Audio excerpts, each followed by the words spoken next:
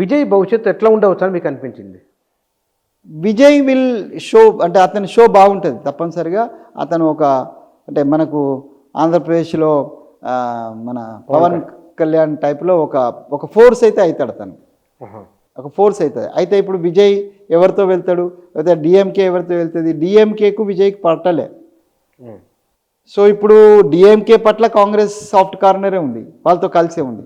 Even Vijay పట్ల కూడా Congress soft corner ఉంది. కాంగ్రెస్ ఎప్పుడు కన్ఫ్యూజన్ ఉంటుంది.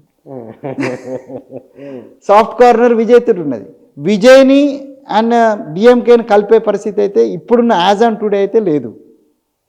ఒకవేళ విజయ్ డిఎంకే అండ్ కాంగ్రెస్ కలిస్తే వన్ సైడ్ అయిపోతుంది. సో విజయ్ని తమ వైపు తిప్పుకునే ప్రయత్నము బీజేపీ కూడా చేస్తుంది, తీవ్ర ప్రయత్నం చేస్తుంది. వెళ్ళొచ్చా? నయానా భయానా. కానీ విజయ్ యొక్క basic ideologies against the BJP.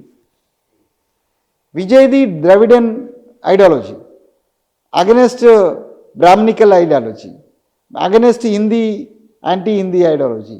So అతను భారతీయ జనతా పార్టీ తోటి ఎగ్జిస్ట్ అయ్యేటువంటి వెళ్తే కనుక మళ్ళీ డిఎంకే గెలుస్తుంది. విజయ్ కనుక అటు వైపు వెళ్తే ఆటోమేటిక్గా Vijay will lose this basic ideology కదా. So Vijay I don't think అతను ఎవరితో పోకుండా ఇండిపెండెంట్గా పోయే అవకాశం కూడా ఉంది. అంటే బలవంతుడే అక్కడ కూడా వన్ ఆఫ్ ది. డెఫినెట్గా ఈజ్ అ ఫోర్స్. వచ్చే అసెంబ్లీకి ఈజ్ అ ఫోర్స్, దాంట్లో డౌట్ ఏం లేదు.